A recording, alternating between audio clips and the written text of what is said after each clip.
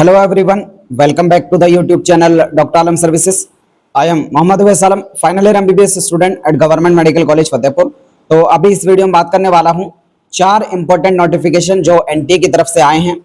जो कल last video मैंने जो है कल शाम में बनाई थी लेटेस्ट अपडेट से रिलेटेड, उसके बाद जो है टोटल 4 नोटिफिकेशन आ चुके हैं, जिसमें 2 नोटिफिकेशन कल आ गए थे और 2 नोटिफिकेशन आज आए हैं। और ये सभी नोटिफिकेशन हर एक स्टूडेंट के लिए बहुत ज़रूरी है, तो इसलिए सभी स्टूडेंट चाहे 2x की स्पीड पर इसको देखें, वीडियो को पूरा देख लेना ताकि सारे जो अपडेट्स हैं वो आपको क्लियर हो जाएं। सिर्फ कल का दिन अब आपके पास बचा है, परसों आपका एग्जाम है, टाइम ऑलरेडी बहुत कम है, तो इसलिए वीडियो को बहुत शॉर्ट रखूंगा। सिर्फ जो काम की बात है उस पर मैं यहाँ पर बात करने वाला हूँ, ठीक है। तो कल ऑलरेडी जो नोटिफिकेशन हमने डिस्कस कर लिया था वो आपके एडवाइजरी से रिलेटेड था कि आपको सेंटर पे क्या क्या लेके जाना है और एडमिट कार्ड कैसे आपको जो है डाउनलोड करना है। उसके साथ ही जो एक और इम्पोर्टेंट नोटिफिकेशन आया है वो है आपका वेरिफिकेशन से रिलेटेड, यानी एग्जाम सेंटर पर पहुंचकर जो आपका आधार ऑथेंटिकेशन होगा। ऑलरेडी जो 3 मई को आपका एग्जाम हुआ था उसमें भी आपका बायोमेट्रिक वेरिफिकेशन हुआ था। अब यहाँ पर अलग से एक नोटिफिकेशन आया है कि अगर किसी बच्चे का बायोमेट्रिक वेरिफिकेशन नहीं हो पाता या फेल हो जाता है तो उन सभी स्टूडेंट के लिए क्या रूल रेगुलेशन है वो यहाँ पर इन्होंने बताई है कि आप सभी का जो एग्जाम है वो 21 जून 2026 को होने वाला है अलग अलग सेंटर्स पे। वहां पर जो है ऑलरेडी पूरी सिक्योरिटी टाइट रहेगी और आपका बायोमेट्रिक वेरिफिकेशन होगा सभी स्टूडेंट का।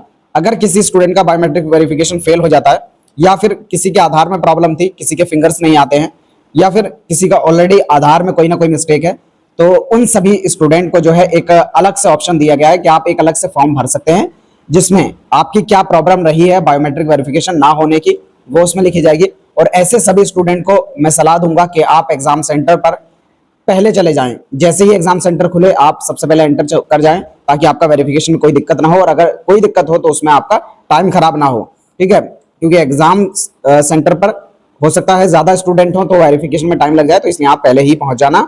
रूल्स के हिसाब से जितने भी स्टूडेंट एग्जाम देने जाएंगे उन सबका जो है फेशियल वेरिफिकेशन होगा, यानी बायोमेट्रिक वेरिफिकेशन सभी स्टूडेंट का होगा आधार के डाटा के बेस पर, उनकी फिंगर प्रिंट की बेस पर और उनके फेशियल जो स्ट्रक्चर है उसकी बेस पर, ठीक है। तो अगर इसमें किसी भी तरह का चेंज है, मैच नहीं करता या कोई प्रॉब्लम हो जाती है, चाहे आपके हार्डवेयर की वजह से या पुअर कनेक्टिविटी की वजह से या बायोमेट्रिक डाटा मिसमैच हो जाता है किसी वजह से, फॉर्म फिलिंग में मिस्टेक होने की वजह से या कोई अदर कॉज है, तो उन सभी स्टूडेंट को जो है एक अंडरटेकिंग देनी होगी और उसके बेस पर जो है वो एग्जाम देने के लिए परमिटेड है। ऐसा नहीं है कि बच्चों का अगर बायोमेट्रिक वेरिफिकेशन नहीं हुआ तो उनको भगा नहीं दिया जाएगा।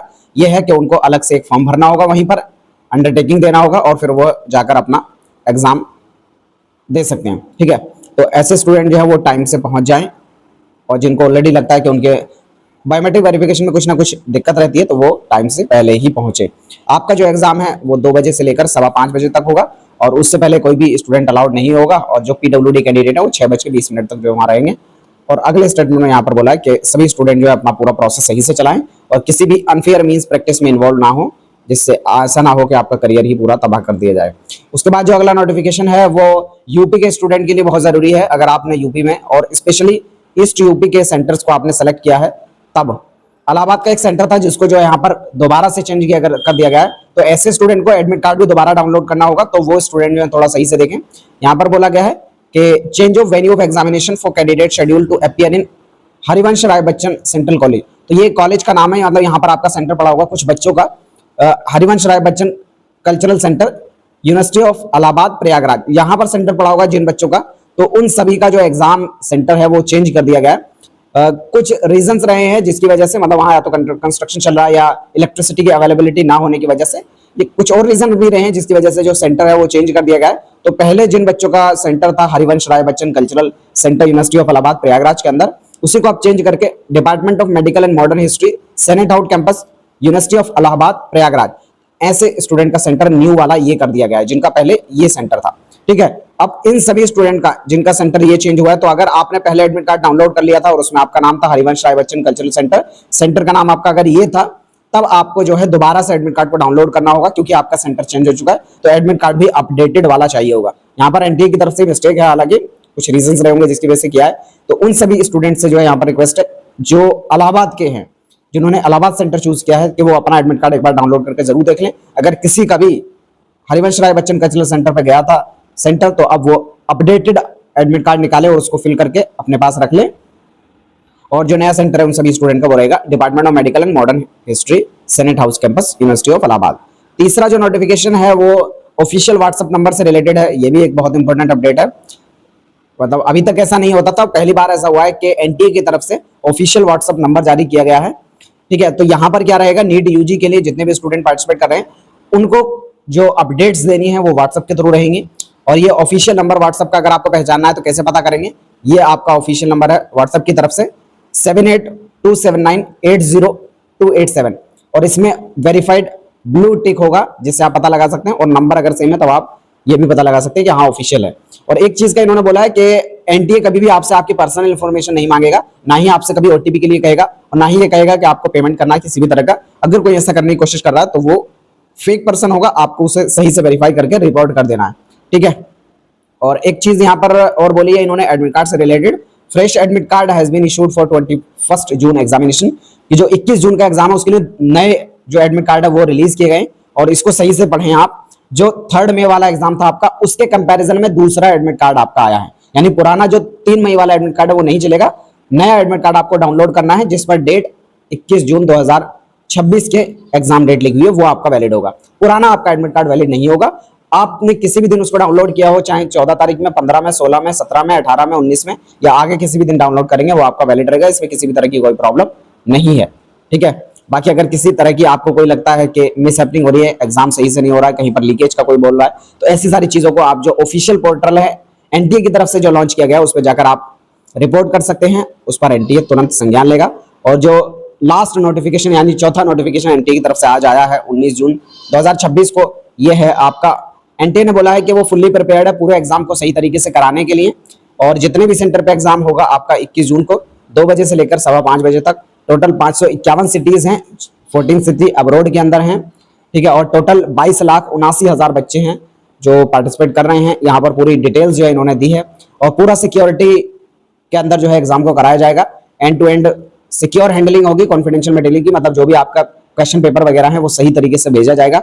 जीपीएस इनेबल्ड व्हीकल रहेंगे, जहां भी वो जाएगा वो पूरा ट्रैक होता रहेगा। और आपके एग्जामिनेशन सेंटर पूरे सीसीटीवी कंट्रोल्ड होंगे और ये सेंटर तक जो है आपके जाएंगे सीसीटीवी का जो फुटेज है। रियल टाइम मॉनिटरिंग होगी, आधार बेस्ड बायोमेट्रिक वेरिफिकेशन होगा ताकि कोई एक बच्चा दूसरे की जगह पर एग्जाम ना दे पाए, उसको रोकने के लिए। ठीक है, वही यहाँ पर बोला कि प्रोविजन ऑफ बायोमेट्रिक वेरिफिकेशन, और अगर इसमें किसी की कोई मिस्टेक हो जाती है तब भी अलग से ऑप्शन दिया गया है कि आप जो है एफिडेविट लगा के, मतलब वहीं पर एक एप्लीकेशन लिखकर और एग्जाम दे सकते हैं अगर आपके वेरिफिकेशन में कोई प्रॉब्लम आती है। अब यहाँ पर कैंडिडेट सेंट्रिक कुछ मेजर्स लिए गए हैं, वो मैं आपको एक बार बता देता हूँ कि हर एक सेंटर पे रिलायबल पावर बैकअप रखा गया है कि अगर किसी वजह से लाइट चली जाती है, इलेक्ट्रिसिटी नहीं होती है, तो एडिशनल इनके पास ऑप्शन होना चाहिए। वॉल क्लॉक हर एक एग्जाम सेंटर के अंदर होगा, इलेक्ट्रिसिटी रहेगी, लाइटनिंग वहां पर रहेगी, फैन रहेंगे और पानी पीने वाला आपका रहेगा, सैनिटेशन होगा, मेडिकल सपोर्ट जो है हर एक सेंटर पे रहेगा। और ट्रांसपेरेंट वाटर बॉटल जो है कैंडिडेट अपनी खुद की लेकर जा सकते हैं। और बायोमेट्रिक मशीन और उसके साथ ट्रेन पर्सनल हर एक सेंटर पे मिलेंगे। ठीक है, और डायबिटिक कैंडिडेट परमिटेड हैं शुगर टैबलेट के साथ कुछ फ्रूट्स वगैरह ले आ सकते हैं, क्योंकि ऑलरेडी लंबा समय होता है, उस समय पे अगर आपको खाने की जरूरत पड़ती है तो ले आ सकते हैं। ठीक है, reporting time and entry schedule ये आपको ऑलरेडी पता है, 11 बजे शुरू हो जाएगा और 1:30 तक आप लोग जो है एंट्री कर सकते हैं। तो जिन लोगों को लगता है कि उनकी किसी भी तरह की कोई प्रॉब्लम है डॉक्यूमेंट्स में या बायोमेट्रिक वेरिफिकेशन में दिक्कत होती है तो वो पहले ही पहुंच जाएं। और बाकी सभी स्टूडेंट भी कोशिश करें कि जल्दी से जल्दी पहुंचे सेंटर पर और पहले अपने सेंटर को क्रॉस वेरीफाई कर लें, गूगल पे जाकर चेक करें कि एग्जैक्ट सेंटर कौन सा है और फिजिकली जाकर एक बार उसको विजिट कर लें। ऐसा ना हो लास्ट मोमेंट पे आप जाकर देख रहे हैं कि गूगल पे कुछ और दिखा रहा है और एक्चुअल में वहां पर कुछ है नहीं, क्योंकि कई जगहों पर ऐसे केसेस देखने को मिले हैं। तो आप ऐसी चीजों को ना होने दें। एक और इंपॉर्टेंट चीज ये है कि हर एक कैंडिडेट को प्रिंटेड फोटोकॉपी लेकर जानी है आधार कार्ड की, उसके साथ ही ओरिजिनल वैलिड आईडी कार्ड लेकर जाना जिसमें आपका खुद का फोटो हो, जिसमें आप अपना आधार ले जा सकते हैं, आप पैन कार्ड ले जा सकते हैं और उसमें आधार को आप लेकर जाएं तो ज्यादा बेटर होगा। उसके साथ ही आपको 2 पासपोर्ट साइज फोटोग्राफ लेकर जाने हैं जो आपने नीट एप्लीकेशन में यूज किए थे, सेम फॉर्मेट में 2 जो आपके एग्जाम सेंटर पे यूज होंगे। ठीक है, बाकी एडवाइजरी कुछ और कैंडिडेट्स के लिए इन्होंने दी है कि क्या लेकर जाना है क्या नहीं लेकर जाना है, तो ये पहले वाले के जो रूल्स थे वही सेम रहेंगे। ठीक है, तो यहाँ पर चारों नोटिफिकेशन को मैंने कवर कर दिया। इसके अलावा भी आपकी कोई क्वेरी या डाउट बचता है नीचे कमेंट बॉक्स में बता सकते हैं। मिलते हैं नेक्स्ट वीडियो में, तब तक के लिए थैंक यू।